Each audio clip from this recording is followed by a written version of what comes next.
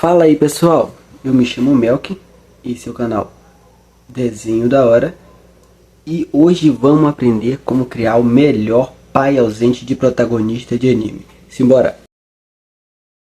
O mundo dos animes shounen são repletos de aventuras, antagonistas legais, fantasia, mas um clichê que permeia todos os clichês de anime shounen é o famigerado pai ausente. Aquele pai que compra cigarro, que foi embora para comprar cigarro.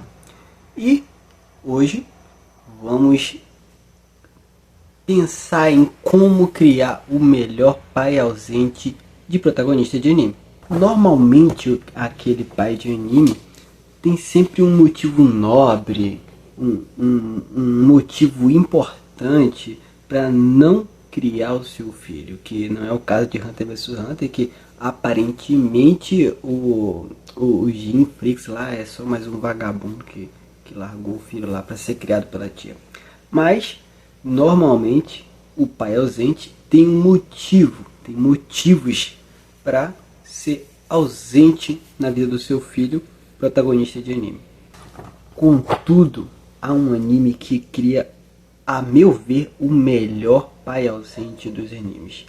E o nome dele é Van Hohenheim, de Full Metal Alchemist Brotherhood. Lembrando que eu vou falar aqui nesse anime do Van Hohenheim de Brotherhood. Eu não assisti o Full Metal Alchemist, mas eu sei que tem diferenças na personalidade do Van Hohenheim do Brotherhood para o Full Metal Alchemist clássico, né? O antigo, que a história é um pouco diferente do mangá. E esse Van Hohenheim, ao meu ver, é um dos melhores pais ausentes dos anime shonen. E vamos destrinchar o porquê. Mas antes de começar a contar um pouquinho da história do Van Hohenheim, um aviso de spoiler, né? É um anime antigo, mas se você vai assistir um dia, fica o aviso aí que vai ter muito spoiler do Full Metal Alchemist Brotherhood e consequentemente do mangá. Vou começar contextualizando um pouco sobre quem é o Hohenheim.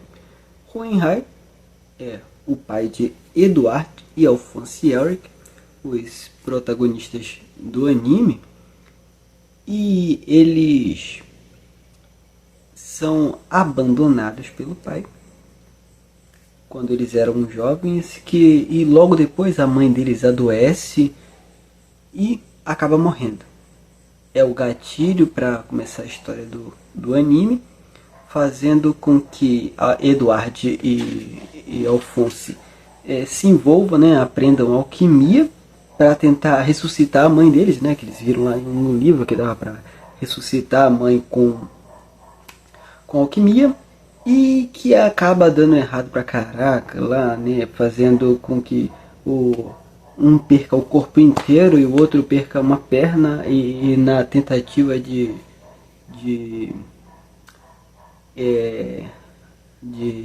recuperar o corpo do outro, perca o braço também, fazendo com que os dois garotos, né, se tornem alquimistas federais, consigam a licença, porque o Rammstein chega lá e vê o horror daquilo, acaba dando licença a eles, sendo que eles ainda não têm idade de se tornar um alquimista federal, né, que é tipo o exército desse anime, que usa alquimia para cuidar dos assuntos lá do país. Assim, o Edward e o Eric, o Edward e o Alphonse, culpam o seu pai por aquilo, né? Que depois que o pai foi embora, a mãe adoeceu, não tinha ninguém para amparar eles, eles acabaram fazendo aquilo sem pensar. Automaticamente a gente imagina assim que se o pai, que também era um alquimista, né, tivesse lá, não ia deixar que aquilo acontecesse. Então, a mãe não tivesse morrido talvez, e nem os dois ficassem lá sem os bracinhos e sem o corpo todo. Eduard e Alphonse culpam o Van Hohenheim. Aí automaticamente também não tem uma boa relação, né? Tanto que ele nem aparece durante vários tempos da vida do Edward e do Alphonse. E vamos para a parte da impressão que a pessoa que está assistindo vem. O Van Hohenheim é apresentado como um vacilão que largou os dois filhos lá e a mãe ficou doente. Pronto. Ele não aparece, né, quando o Eduard e o Alphonse vão lá, perde o braço, a perna e o corpo. E quando mostra ele no anime, ele se mostra um cara apático, assim, não se importando, né? Aparece lá no túmulo da mãe dos garotos e ele sempre muito apático, sem emoção, parecendo não se importar com os filhos, parecendo que tá tipo, esses maluquinhos aí, não quero falar com eles não, não quero falar com os filhos não, é típico pai que não se importa com os filhos, né? Que não quer se importar. Mas Full Metal Alchemist é um anime que todos os personagens são extremamente cinzas. Ninguém é mal, ninguém é apático, todo mundo tem um motivo para fazer o que faz. E ele resolve contar um pouco da história do Hohenheim. E aí que centelhas de empatia com o personagem já começam a cintilar dentro da gente. O anime começa a dar contexto para o sumiço dele, né? Igual os outros animes fazem, um motivo para o pai ser ausente. Só que a história do Hohenheim que é contada dá para mim um bom contexto, fazendo com que realmente os motivos dele ter sumido e deixado os garotos não justifica, né? Para mim não justifica muito bem você abandonar, porque você poderia fazer, para mim ele conseguiria fazer o que ele fez, mantendo contato com a família e com os filhos. Só que não é bem assim que as coisas acontecem. E vamos contar essa história aqui agora. Quem é o Van Hohenheim? Hohenheim era um escravo. Em algum tempo atrás, eu não lembro se no anime conta quantos anos atrás, na história, né, do anime, aconteceu a história do Hohenheim, que começa a história do Hohenheim.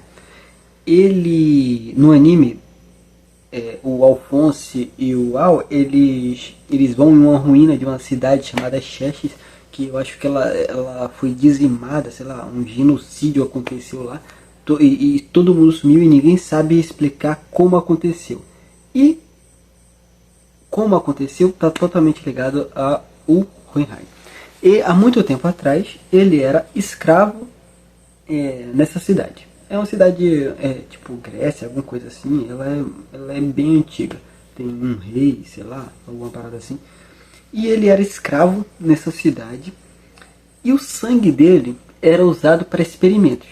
Acho que uma hora o sangue dele foi usado para criar um homúnculo. O homúnculo é, acho que um ser criado por ciência, né, alquimia. É um ser criado artificialmente. E nasce um bichinho preto assim, dentro de uma garrafa que por nascer do sangue do Hohenheim, eles vão ficando um pouco íntimos, né? E eles vão conversando sempre. E nessas conversas o homúnculo fala com Hohenheim sobre liberdade, o que ele achava de liberdade e tal, como que era para ele ser escravo ali. O Hohenheim, ele não parece muito insatisfeito com o fato de ele ser um escravo, mas o homúnculo, ele começa a fazer um paralelo com a liberdade do Hohenheim, a liberdade dele ser escravo, e o fato dele estar preso numa garrafa e não conseguir viver numa garrafa, não, num vidro, tipo uma garrafa mesmo, e não conseguir viver fora daquilo. E é literalmente que o Hohenheim está preso, né? Que ele é um escravo. É um paralelo da vida do homúnculo com a vida do Hohenheim, ser um escravo. e ele indaga o Hohenheim sobre liberdade e tal, e, como eu já disse, o Hohenheim não parece muito insatisfeito com aquilo. Em algum momento da história, o rei de Xerxes fica sabendo da inteligência do homúnculo, né, das habilidades dele, e o homúnculo diz para o rei que ele conseguiria fazer o rei ser imortal em troca de corpos de vidas humanas, alguma coisa assim. Eu não me lembro se ele fala para o rei que é em troca disso, mas eu sei que o rei aceita, e o homúnculo faz um ritual lá com o rei, faz um círculo de transmutação, eu acho, e o homúnculo cria esse ritual para que o rei se tornasse imortal. O rei aparentemente ganancioso e não parece ter boas intenções. Porém, no momento do ritual, o rei começa a ver que tem alguma coisa errada, e aí do nada todo mundo da cidade morre, né? Inclusive o rei também, e o homúnculo revela que o centro do círculo onde o rei deveria estar não está onde o rei deveria estar, e sim onde o Van Hohenheim e o homúnculo estavam. Então todas as almas daquelas pessoas seriam colocadas dentro do corpo deles, e o Van Hohenheim e o homúnculo se tornam imortais no lugar do rei. O homúnculo enganou o rei, né? Mas o rei ele queria, não era um motivo nobre. O rei queria matar todo mundo para ele se tornar imortal, e o homúnculo enganou o rei, e quem se tornou imortal foi ele. Ele ia ter que matar todo mundo de alguma forma, então ele usou os corpos. E nessa treta aí do homúnculo se tornar imortal e o Van Hohenheim também, o homúnculo não explica muito como aconteceu, mas ele copia o corpo do Van Hohenheim e ele ganha um corpo. Assim, dando a liberdade para o Hohenheim, porque como todo mundo tinha morrido, o rei, todo mundo, ele não seria mais escravo, e o homúnculo, tendo um corpo, não seria mais preciso que ele ficasse dentro da garrafinha dele lá, do aquilo que continha ele, o pote de vidro. E conquistou a liberdade para ele e para o Hohenheim.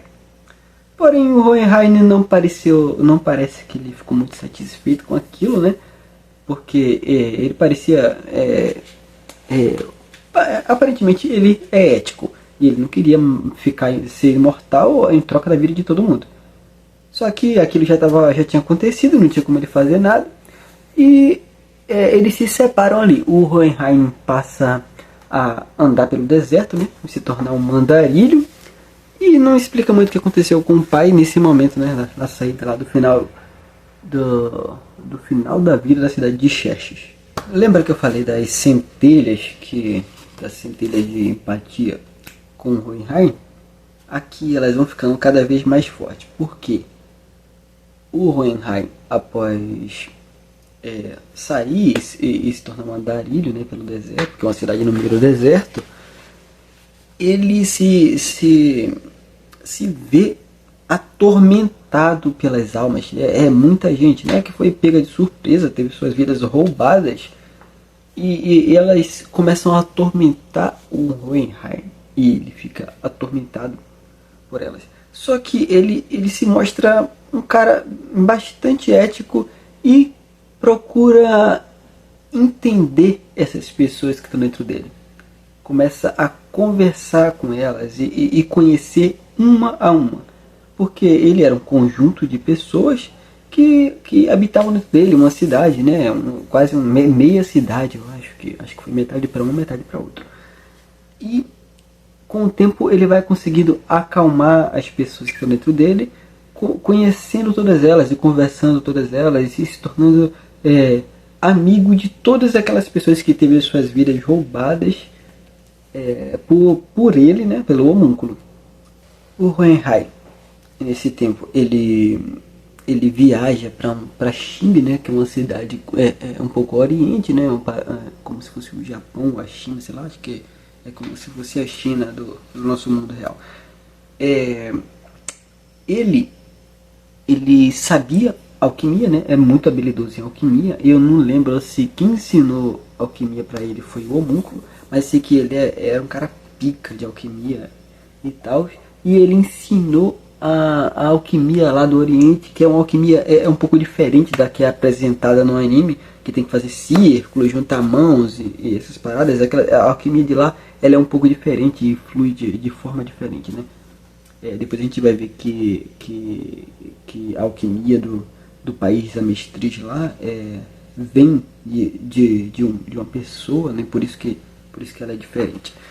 Ele vai nessa caminhada dele e ensina lá pro pessoal do Oriente e volta pra Mestriz. Eu não lembro se explica muito bem a passagem de tempo nesse momento, mas o Hohenheim acaba conhecendo a Trisha e, e ele começa realmente a gostar dela, né? Ele aparentemente ama a Trisha, mantém uma relação boa, e a partir daí que eu acho que ele começa a botar o plano dele em ação, porque ele achou uma motivação para viver, uma coisa assim, e é,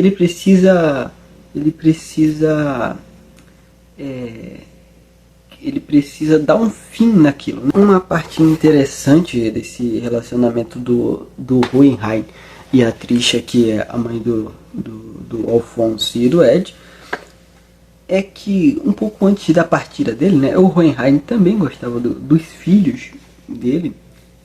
Um pouco antes da partida, tem uma foto que o anime fica mostrando, o anime mostra, no mangá também mostra, é uma foto de família, né, que a Trisha feliz, carregando o Alphonse, e o Hohenheim carregando o Ed, todo mundo feliz.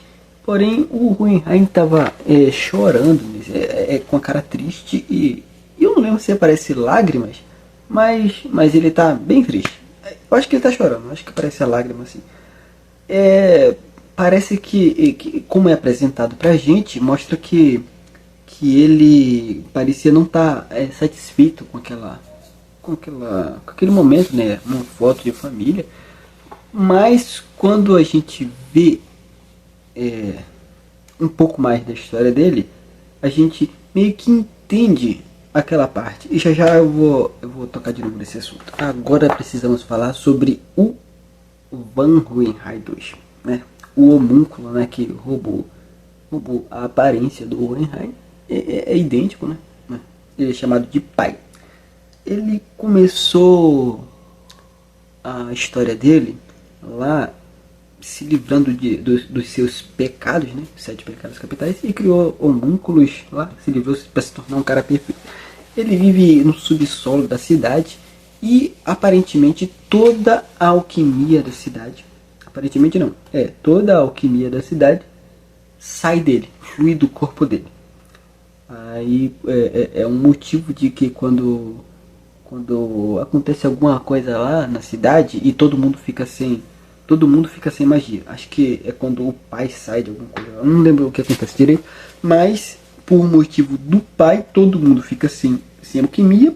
Porém tinha pessoas lá do continente de Xing, que é aquele que eu falei que o Hohenheim, pai dos garotos, ensina uma outra alquimia, e como ela não tem contato com a alquimia do pessoal lá de Amestriz, com o pai que está no subsolo, ele parece que é o cara que manda a energia, né, para cima, para as pessoas fazerem a transmutação das coisas.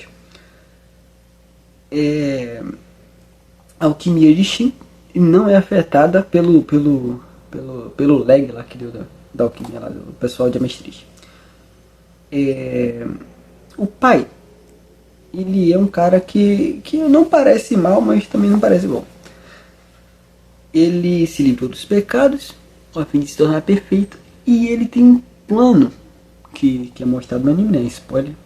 Ele quer criar um círculo de transmutação igual o que aconteceu lá em Xerxes, só que do tamanho da cidade toda. Ele já está fazendo isso, né? Com o tempo, já tem um tempo que ele está lá, se instalou naquela cidade. Eu acho que eles foram os fundadores da cidade, né?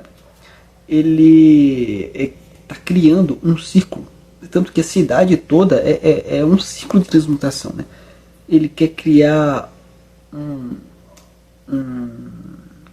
fazer lá um ritual igual aquele lá, para conseguir força suficiente para derrubar Deus.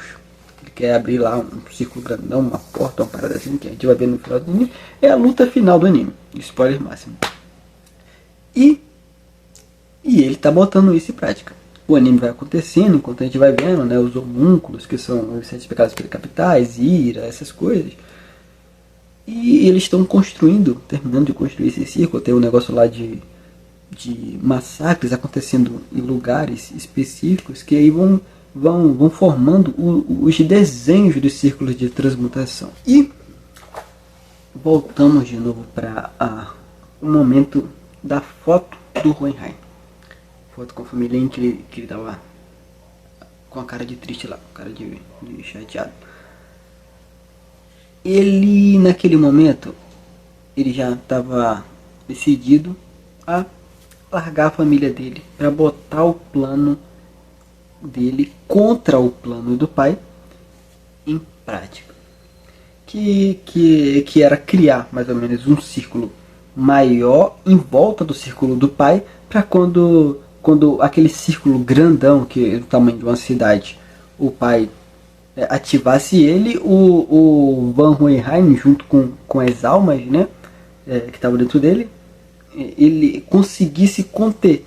Então a motivação da vida dele é mostrado nesse momento. Ele tinha um motivo muito maior, que ele ia proteger uma cidade inteira, né? Ia devolver e dar motivo também para as almas que foram absorvidas dentro dele, fazer com que todos que estavam dentro dele e ele se tornassem heróis e fizessem uma extrema boa ação, contendo um genocídio muito maior do que o que aconteceu em Xerxes. Então o Hohenheim ele vai viajando, né? Viajando em volta da cidade, que é um caminho bem longo, bem grande, e é o que ele vem fazendo desde o momento que ele largou os filhos lá e a mulher. Ele vem tirando algumas almas do corpo dele e em pontos específicos a fim de criar um círculo maior ao redor do círculo do grande pai lá, o vilão final.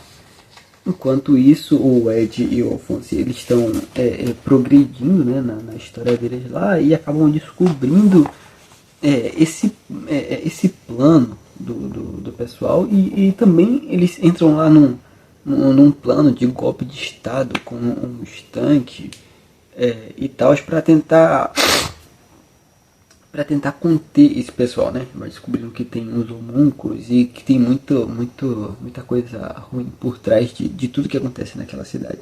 Há também logo após o Hohenheim dar a volta lá, né? Fazer o seu círculo, há uma reaproximação do Ed e do Al. O Al ele tem uma aceitação maior pela presença do Hohenheim, enquanto o Ed ele fica mais receoso, com um conflito, né, com a presença do Hohenheim. Só que isso vai ficando cada vez mais fino, ele vai conseguindo mais aceitar e tal a presença do pai. Aí, enfim, chega a hora do contra-ataque lá, né, em que o vilão, o pai, começa a colocar o plano dele em prática e abre um círculo gigante lá, e sai um bicho gigantão no céu assim, e o plano do Hohenheim de contra-ataque também é ativado. E as almas no momento em que ele vai, né, fazer o plano dele, fazer o círculo maior, ele deixa as almas, fazendo com que no final do anime ele fique só com uma alma, que é a alma dele. Então ele viveu tempo pra caramba usando a vida das outras almas, né, usando a energia das outras pessoas. E naquele momento ele tá só com a alma dele. Não chega numa hora lá em que todo mundo, eles derrotam, só que o corpo dual acaba se perdendo. E na lei lá da troca equivalente, alguém, para recuperar o corpo dual, o Ed, ele tinha que dar alguma coisa assim. E o Hohenheim, muito altruísta, oferece para dar a alma dele, né, no final da vida dele, portanto que ele já viveu muito tempo, ele oferece para dar a alma dele para que o corpo do Alphonse conseguisse retornar para a Terra. E o Ed rejeita, né, ele não quer isso, ele quer recuperar o corpo do Ed de uma forma lá que ninguém precisasse morrer, ele não quer que seja em troca da vida de ninguém. E a gente vê realmente que o Hohenheim, ele tem isso de ser altruísta. Tanto que quando mostra lá no comecinho da história dele, mostra que ele não, realmente ele não ficou satisfeito com o presente do homúnculo, né? Que foi em troca da vida de meia cidade, deu imortalidade para o Hohenheim e metade para ele.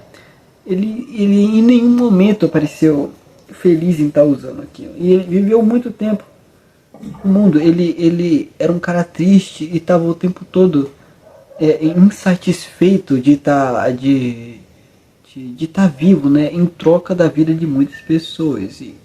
Porque aparentemente ele era altruísta e ético. O altruísmo dele é comprovado quando ele oferece o fim da vida dele, né, da última vida dele, em troca da vida do filho. É fraternidade. É o pai, né? Acho que a maioria dos pais fariam isso. E no final de tudo, em que o Ed consegue recuperar, né, recuperar o corpo dual, ele tá lá com a vida dele ainda, né, acabando a vida dele, e ele vai no túmulo da mãe do Eric e começa a pensar em tudo que ele viveu naquilo, e a gente vê outra faceta dele, que é ele começa a ficar com medo e triste porque ele tá morrendo naquela hora. O corpo dele começa a desintegrar lá, se decompõe naqueles quadradinhos lá do anime, que depois são diferentes. Ele fala que ele viveu a vida toda querendo morrer, só que naquele momento ele não queria morrer. Eu entendo como que foi quando ele conseguiu o plano dele ele realmente ele fez uma coisa que ele queria, e agora ele viu que a vida dele tinha ficado legal agora, tinha os filhos, e deixar aquilo para trás não parecia legal. É como se fosse uma recaída, mas eu entendo como quem quer morrer, né? É chato pra caramba, né? E essa é a história do Hohenheim, ao meu ver, o melhor pai ausente de anime, quando que a história dá um contexto para o sumiço dele. Que o contexto era, ele precisava sair, deixar eles, ele precisava se desvincular daquilo para colocar o plano de salvação de todos, inclusive dos filhos dele, em prática. Porque senão todo mundo ia morrer, inclusive os filhos dele. Então o motivo dele sair é totalmente justificado, porque era uma salvação. E acabou que ele voltou a tempo, né? Ele voltou a tempo, conseguiu o perdão dos dois garotos, e os garotos também entenderam o motivo. É tarde, né? Porque eles acabaram passando muito tempo, sofreram muito com a ausência do pai e a ausência da mãe, foi extremamente difícil. Mas o Hohenheim, ele tinha um dos melhores motivos para sumir da vida dos filhos e da esposa. É o altruísmo total, se dar, perder aquilo que ele gostava tanto, que era o relacionamento dele com a Trisha, né, a mãe dos garotos, e os filhos que ele adorava tanto. Ele decidiu se dar em troca do bem-estar dos filhos. É assim que se cria o pai que compra cigarro, que foi embora comprar cigarro dos animes. Gostou do vídeo? Não esquece de curtir e se inscrever se gostou do conteúdo e dar aquele likezinho para dar aquela força pro canal. Valeu!